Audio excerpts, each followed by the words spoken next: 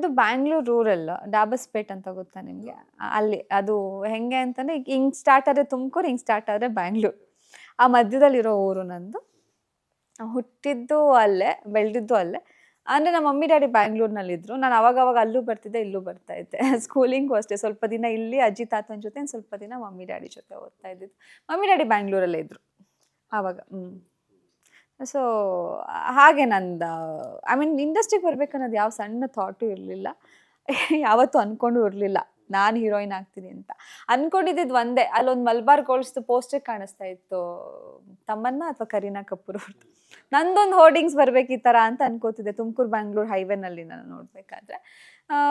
ಇಂಡಸ್ಟ್ರಿಗೆ ಆಪರ್ಚುನಿಟಿ ಬಂತು, ಸೊ ಹಂಗೆ ಕೆರಿಯರ್ ಶುರುವಾಯಿತು ಅಷ್ಟೆ. Daddy high school head master, school head master ತುಮಕೂರಲ್ಲಿ. ಮಮ್ಮಿ ಮನೇಲೇ ಇರ್ತಾರೆ. ತಮ್ಮ ಎಲೆಕ್ಟ್ರಿಕಲ್ ಇಂಜಿನಿಯರು, ಇವಾಗ ಡಿಜಿಟಲ್ ಮಾರ್ಕೆಟಿಂಗ್ ಮಾಡ್ತಾ ಇದ್ದಾನೆ. ಸೊ ಓದಿರೋದು ಎಲೆಕ್ಟ್ರಿಕಲ್ ಇಂಜಿನಿಯರ್. ನಾನು ಆಚಾರ್ಯ ಇನ್ಸ್ಟಿಟ್ಯೂಟ್ಸಲ್ಲಿ ಎಲೆಕ್ಟ್ರಾನಿಕ್ಸ್ ಆ್ಯಂಡ್ ಕಮ್ಯುನಿಕೇಷನ್ ಓದಿರೋದು, ಇಂಜಿನಿಯರಿಂಗ್.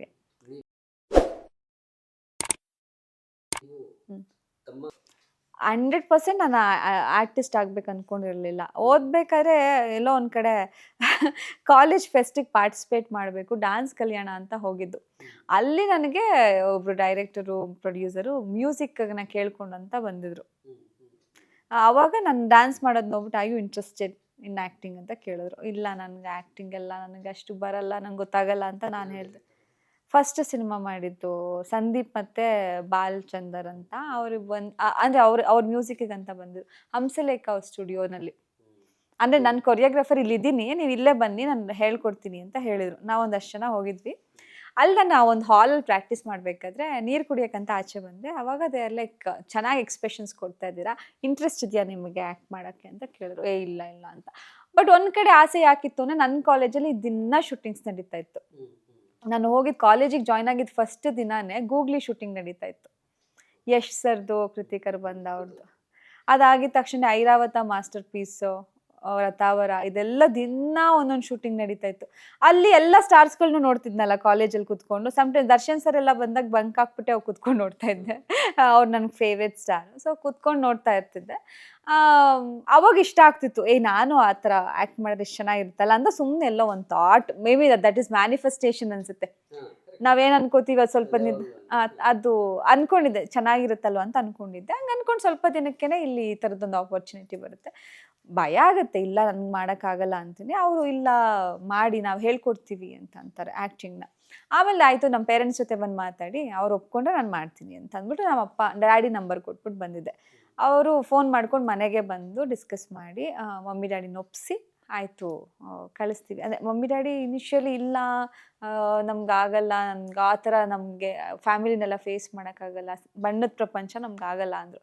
ನನ್ನ ತಮ್ಮ ವಾಸ್ ಲೈಕ್, ಏಯ್ ಮಾಡಿಸಿ, ಆಪರ್ಚುನಿಟಿ ಬಂದಾಗ ಯಾಕೆ. ಅವನೇ ಜಾಸ್ತಿ ಸಪೋರ್ಟ್ ಮಾಡಿರೋದೇ ನನ್ನ ತಮ್ಮ. ಇನ್ಫ್ಯಾಕ್ಟ್ ನನಗೆ ಇಂಡಸ್ಟ್ರಿನಲ್ಲಿ ಇವತ್ತವರೆಗೂ ಇಲ್ಲಿವರೆಗೂ ಬಂದಿದ್ದೀನಿ ಅಂದರೆ ನನಗೆ ಪುಷ್ ಕೊಡ್ತಾನೆ ಅವ್ನು. ನಾನು ಆಗಲ್ಲ ಅಂತ ಹಿಂದೆ ಬಂದಾಗೆಲ್ಲ, ಹೋಗಿ ನಿನ್ನ ಕೈಲಿ ಆಗುತ್ತೆ, ಮಾಡ್ತೀಯ ಹೋಗು ಅಂತ ಪುಷ್ ಮಾಡೋದೇ ನನ್ನ ತಮ್ಮ. ಅವನು ಚಿಕ್ಕವನೇ, ಬಟ್ ಸ್ಟಿಲ್ ಆ ಥರದ್ದೊಂದು ಎನರ್ಜಿ ಬೂಸ್ಟ್ ಮಾಡ್ತಾನೆ. ಅವನು ಮಮ್ಮಿ ಡ್ಯಾಡಿಗೆ ಒಪ್ಸಿದ್ದು, ಮಾಡಲಿ, ಎಷ್ಟೊಂದು ಜನ ಎಷ್ಟು ಬ್ಯೂಟಿಫುಲ್ ಆಗಿರೋರೆಲ್ಲ ಕಾಯ್ತಿರ್ತಾರೆ ಒಂದು ಆಪರ್ಚುನಿಟಿಗೋಸ್ಕರ, ಮನೆ ಬಾಗ್ಲಿಗೆ ಬಂದಿರೋದನ್ನ ಯಾಕೆ ನೀವು ಇಗ್ನೋರ್ ಮಾಡ್ತಿದ್ದೀರಾ ಅಂತಂದಾಗ ಅಲ್ಲಿಂದ ನನ್ನ ಫಸ್ಟ್ ಸಿನಿಮಾ, ಸೀರಿಯಲ್ ಅಂತ ಹಿಂಗೆ ಕೆರಿಯರ್ ಶುರುವಾಗುತ್ತೆ ನನ್ನ ಜರ್ನಿ. ಇವತ್ತು ಬಿಗ್ ಬಾಸ್ಗೂ ಕೂಡ ಅವನು ಸುದೀಪ್ ಸರ್ ಬಿಗ್ ಫ್ಯಾನು ನನ್ನ ತಮ್ಮ. ಸೊ ನೀನು ಹೋಗಲೇಬೇಕು ಬಿಗ್ ಬಾಸ್ಗೆ, ಬಂದರೆ ಮಾತ್ರ ಮಿಸ್ ಮಾಡ್ಕೋಬೇಡ ಅಂತ ಹೇಳ್ತಾನೇ ಇರೋನು. ಈ ವರ್ಷ ಹೋಗು ಹೋಗು ಪ್ಲೀಸ್ ಹೋಗು ಅಂತ ನನ್ನನ್ನು ಪುಷ್ ಮಾಡಿದೆ ನನ್ನ ತಮ್ಮ. ಅವನಿಗೆ ಥ್ಯಾಂಕ್ಸ್ ಹೇಳಬೇಕು, ಬಿಕಾಸ್ ಅವ್ನು ಕಳಿಸಿದ್ದಕ್ಕೆ ಇವತ್ತು ನನ್ನನ್ನು ಇಷ್ಟು ಜನ ಇಷ್ಟಪಡ್ತಾ ಇರೋದು. ಇವಾಗ ನಾನು ಸುದೀಪ್ ಸರ್ಗೂ ಫ್ಯಾನು, ದರ್ಶನ್ ಸರ್ಗೂ ಫ್ಯಾನ್. ಇಬ್ರು ಇಷ್ಟ ಆಗ್ಬಿಟ್ರು, ಬಿಕಾಸ್ ಇಬ್ರು ಪರ್ಸ್ನಾಲಿಟೀಸ್ಗಳನ್ನ ಹತ್ರದಿಂದ ನೋಡಿದ್ನಲ್ಲ, ಇಬ್ರು ಒಬ್ರಿಗಿಂತ ಒಬ್ರು ಒಳ್ಳೆಯವರು ಅಂತ ಅನ್ಸುತ್ತೆ. ಇಬ್ರು ತುಂಬಾ ಇಷ್ಟ ಆದ್ರು ನನಗೆ. ಈ ಜರ್ನಿ ನಾನು ಕಂಟಿನ್ಯೂ ಮಾಡಬೇಕು, ನನ್ನನ್ನು ನಾನು ಸ್ಟಾರ್ ಆಗಿ ನೋಡ್ಕೋಬೇಕಂತ ಆಸೆ ಇದೆ ತುಂಬ. ಬಿಕಾಸ್ ಯಾವುದೂ ಅನ್ಕಂಪ್ಲೀಟ್ ಮಾಡೋಕ್ಕೆ ಇಷ್ಟ ಆಗಲ್ಲ. ಏನೇ ಇನ್‌ಕಂಪ್ಲೀಟ್ ಮಾಡೋಕ್ಕೆ ಯಾವುದು ಇನ್‌ಕಂಪ್ಲೀಟ್ ಮಾಡೋಕ್ಕೆ ನಂಗೆ ಇಷ್ಟ ಆಗಲ್ಲ. ಬಿಕಾಸ್ ಲೈಫ್ ಈ ಒಂದು ಯಾವ ಪ್ರೊಫೆಷನ್ನ ಚೂಸ್ ಮಾಡ್ಕೊಳ್ತೀವಿ ಅದ್ರಲ್ಲಿ ಅಚೀವ್ ಮಾಡಬೇಕು. ಯಾವುದೇ ಕೆಲಸ ಆಗಿರಲಿ. ಈಗ ಎಜುಕೇಷನ್ ಡಿಪಾರ್ಟ್ಮೆಂಟೇ ಇರ್ಬೋದು ಅಥವಾ ನಾವು ಯಾವುದೇ ಒಂದು ಬಿಸ್ನೆಸ್ ಮಾಡ್ತೀವಿ ಅಂತ ಇರ್ಬೋದು, ಅದರಲ್ಲಿ ನಾವು ಸಕ್ಸಸ್‌ನ ನೋಡಬೇಕು. ಅದನ್ನ ನೋಡದೆ ನಾವು ಅರ್ಧಕ್ಕೆ ನಾವು ಕ್ವಿಟ್ ಮಾಡಿಬಿಟ್ವಿ ಅಂತಂದಾಗ ನಮ್ಮ ಲೈಫ್ ಲಾಂಗ್ ಒಂದು ರಿಗ್ರೆಟ್ ಇರುತ್ತೆ. ಸೊ ಈ ಒಂದು ಪ್ರೊಫೆಷನ್ನ ನಾನು ಚೂಸ್ ಮಾಡಿದ್ದೀನಿ, ನಾನು ಇಲ್ಲಿವರೆಗೂ ಬಂದಿದ್ದೀನಿ. ಅದು ಆಲ್ ಓನ್ ಎಫರ್ಟ್ಸ್.